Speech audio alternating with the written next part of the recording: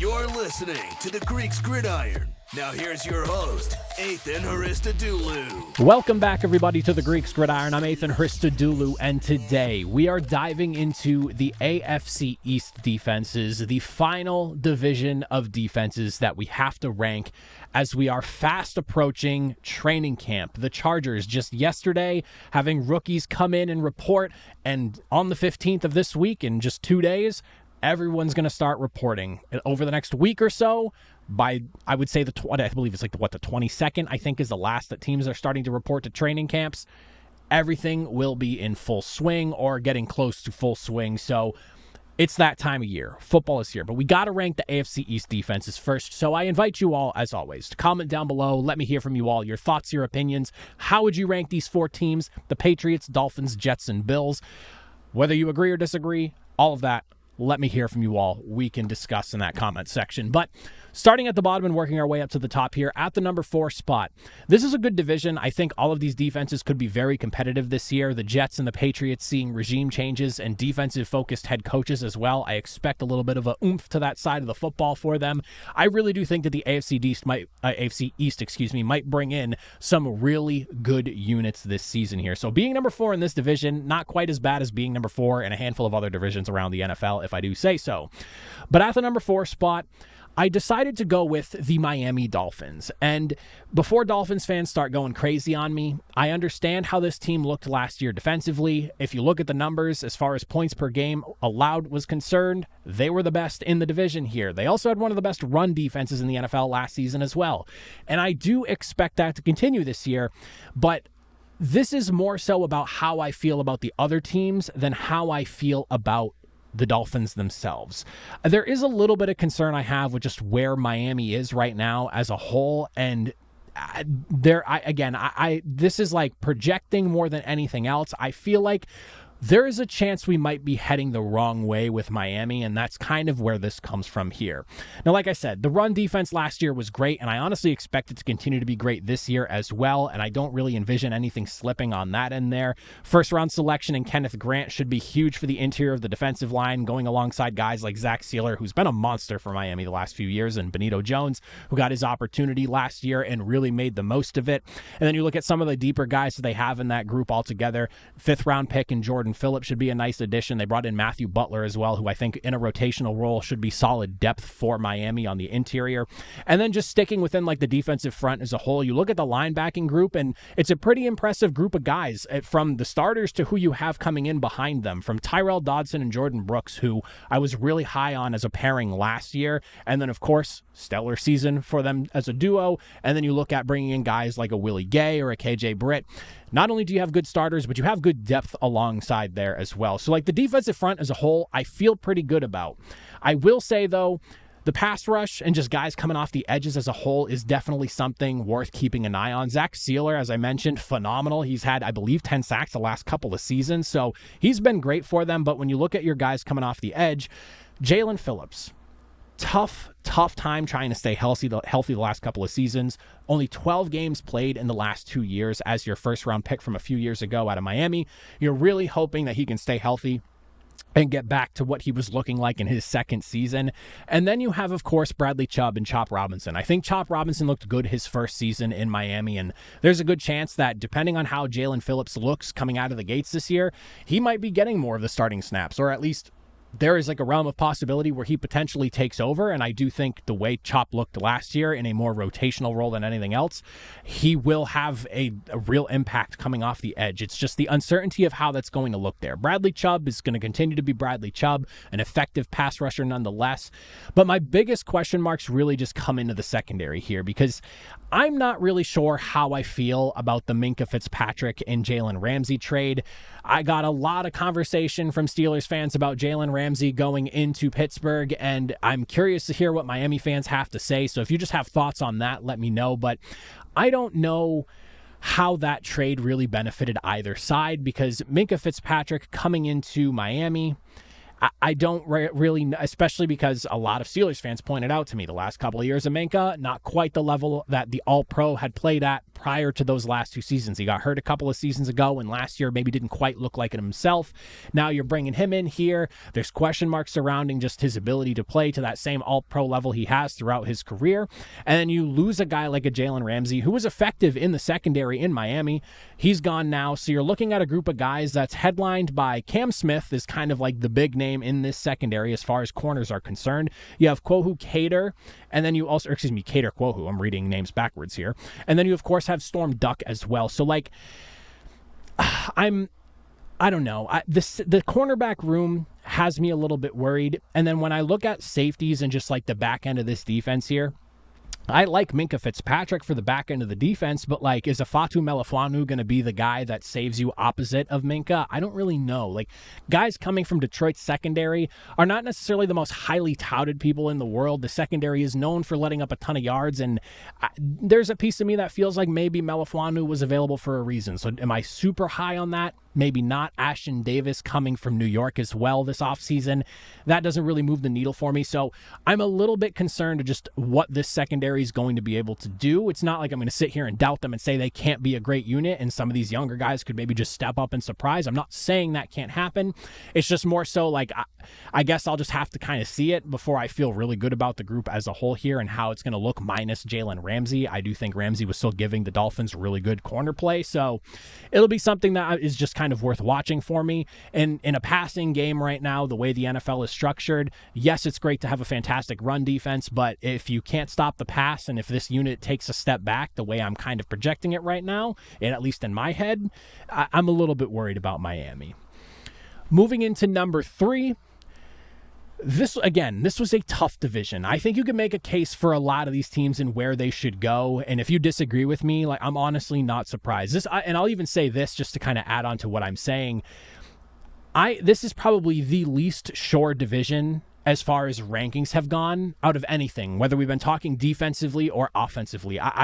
This was probably the hardest one for me to sell myself on more than anything else. So if you agree, you probably have some really valid reasons and opinions as to why, and I'm not going to sit here and act like I completely disagree with what you're saying, because some of you might hit me with stuff that I agree with. But at the number 3 spot, I opted to go with the New England Patriots.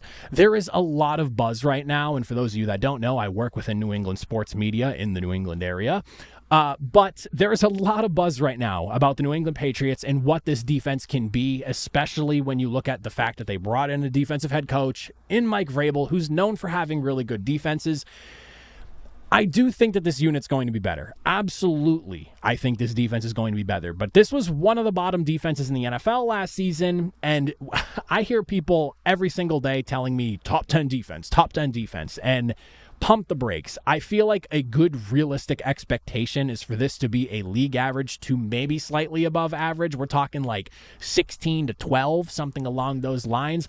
I just feel like going from bottom in the NFL and leapfrogging all the way to a top 10 unit is a lot to ask for in 1 year, regardless of how poor Gerard Mayo's entire regime was coaching that defense last season. I will say there's a lot more talent on this defense, and I'm very excited to see how the whole thing works itself out. I mean, the defensive front alone has seen a massive shift in names, and also just everyone that they've brought in the roles that they're going to play, probably better than the people that they're replacing from last season here. You look at just the free agent additions alone, never mind draft selections that you could be looking at as well, but just free agent additions. Milton Williams, love the signing, going out and getting what was probably the most attractive target in free agency this year. My biggest thing for him, the production has been great. He is coming from an uber-talented defense in a rotational role, playing alongside guys like Jalen Carter, and of course you had like Josh Sweat coming off the edge, and Jordan Davis. Like, there's so much talent on that defensive front over there in Philadelphia. You're stripping all of that away now, and you're plugging him into a new system where he has to be the guy, where he's in more often than not, as opposed to being the relief guy who is coming in and taking advantage of gassed guys who've been dealing with some of those big guys. So I'm really interested in seeing how it plays out. I think it's a plus for the defense. I just don't know how much. You look at Christian Barmore, he's not really an addition. However, he did miss basically all of last season. You're hoping a healthy Barmore on the interior of that defense will only make his job, and his job being Milton Williams' job, easier. I think he'll be a plus, especially against the run for this unit because they had a really tough time stopping it last season. Harold Landry coming off one of the edges, whatever side it may be, an average of 10 sacks per season over his last 3 years, not including the year that he missed all because of injury. So I do think he is, again, a plus coming off the edge, bringing in as far as a guy that can go in, create pressure, and get after the quarterback is concerned for a team that was a league worst in sacks with just 28. Obvious plus there for the defense. Robert Spillane, as far as the linebacker room is concerned, a sideline to sideline guy. Yeah, you can maybe point at like where he is age-wise and in this stage of his career, but I do think, again, another plus for the unit as a whole. And then the buzz surrounding like what Keon White could do, because a lot of people seem to be very, very high on him and they love what he brings to the table. And the fact that he's going to have so much more talent working around him, it should help him produce more. So like there's plenty to be excited about on that defensive front. And I understand why. The secondary, there's excitement surrounding it as well. A lot of people look at Christian Gonzalez as one of the best at his position, and they think that coming into this next season, he should be even better on top of that. Carlton Davis, opposite of him, I like the signing. Davis is a good player. Can he stay healthy and stay effective on the football field? That's the biggest question here. He needs to stay healthy. He's never played a full season in his career. He's usually missing like 3 or 4 games a season on average or so. It's just one of those things where he needs to be on the field and be that impact playmaker for them. But I do love the addition there, a guy that already has played in Mike Vrabel's system. It makes a ton of sense. Marcus Jones in the slot, athletic freak, I get it. And then the safeties, you look at Kyle Duggar and Jabril Peppers, I think they're a really good combo in the backfield of the defense there. A lot of people have a lot of good things to say about 4th-round pick Craig Woodson as well, who the Patriots got a lot of flack for drafting when they did. There's a lot of excitement with this defense, don't get me wrong. And I do think that overall, talent-wise, with the coaching staff combined, this should be a much better unit because prior to last season, the Patriots' strength was their defense, and they were one of the best defenses in the NFL when Bill Belichick was still in town. Yes, everything else was a mess around them, but they were an effective defense, and you could point out maybe it was the quarterbacks they were playing that season. The fact of the matter is, statistically speaking, they were still considered one of the top defenses prior to Bill Belichick's departure. Last year was a mess, and I think the combination of good coaching and the combination of talent and fusion for this group should be better. The question is just how much better, hence why I have them hanging at number 3. Coming in at number 2, on paper, one of my favorite defenses to have discussed throughout all of these rankings here. I love what the Jets look like on defense going into this season here. You start with just the defensive line as a whole. Will McDonald looked incredible last season, 10.5 sacks, and I think he's only going to get better. He was a sack machine last year. And then you look at guys like Quinnen Williams, who, of course, we all know who Quinnen Williams is. Michael Clemens looked really good last season. And then you have like a Jermaine Johnson, who injuries have obviously kind of forced him into a weird spot where he missed all of last season. But if you go back to 2023, pretty effective, good second season, 7.5 sack production, a guy that was good at setting edges as well. So like, I like what he brings to the table. Hopefully coming off of missing basically all of last season, he should be good for you. But like, as far as like a group of guys is concerned, on paper, you have a really impressive defensive line over there in New York. You obviously have the loss of Javon Kinlaw. That is definitely something worth watching. A guy who was good at stopping the run, good at creating pressure and getting after the quarterback. I think he had a career high in sacks last season, if I'm remembering correctly. You bring in Derek Nottie to replace him. Whether that ends up being like a one-to-one swap will obviously remain to be seen. I'm going to go and lean on the side of no, because I do think that Javon Kinlaw is a better pass rusher than Nottie as a whole, but I do think that as far as stopping the run is concerned, should be good there. Big-bodied guy on the interior. Maybe not quite the push you'll get from the interior of the pocket, but overall, I do think it's a good way to at least try your best to mitigate the loss of Kinlaw as much as possible. The linebacker room, you have potentially one of the best duos in the NFL as far as inside linebackers are concerned. When you look at Jamie Sherwood, and oh my goodness, I'm stumbling here. Quincy Williams is what I'm trying to say. I almost said Quinnen Williams. Sherwood had a monster season last year, and he was kind of like a prize product that a lot of people were really looking forward to seeing their team potentially go after, because he took his starting opportunity last season and exploded on the scene.